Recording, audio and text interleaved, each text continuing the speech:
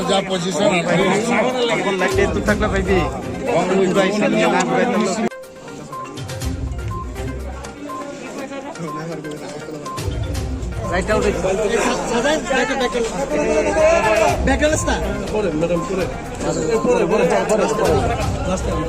আস্তে আস্তে গেলে না কেনা প্রেস আসছিল তো আই বেটা আই না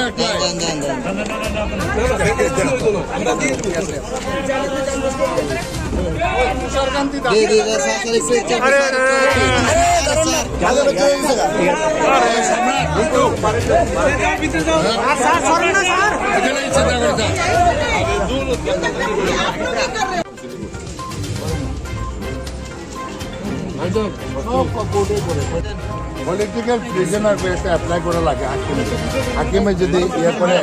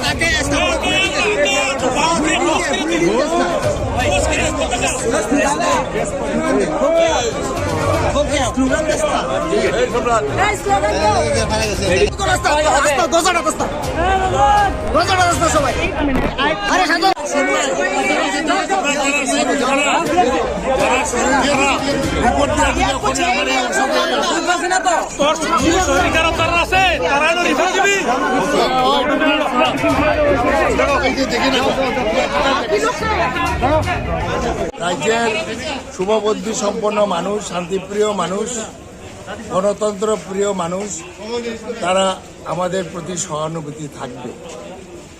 ক্ষমতার দম্ভটা ঠিক নয়, যারাই ক্ষমতার দম্ভ দেখিয়েছে বেশি দিন টিকতে পারে না।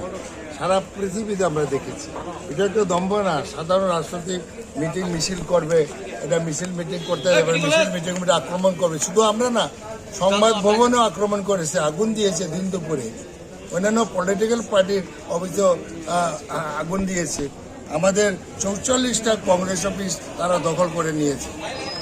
সেকেন্ডকুটে একটা অফিস, দুর্গাবস্তি অফিস, এটা কাছেরটা আমি বলছি, নূতননগরে একটা অফিস, 44টা অফিস ভেঙে দিয়েছে এবং যা ছিল এটা নিয়েছে। এইটা তো কথা বলবে ভবিষ্যতে। ব্যাপারে আমি বলি, উচ্চতর যাওয়া না যাওয়াটা আমাদের লিগ্যাল ডিপার্টমেন্টে আমাদের যারা অ্যাডভোকেট আছেন সম্মিলিত আলোচনা করে পার্টি সিদ্ধান্ত নেবে। এবং এই ঘটনায় আমাদের কংগ্রেস সভানেত্রী শ্রীমতী সোনিয়া গান্ধী খুব সিরিয়াস নিয়েছেন।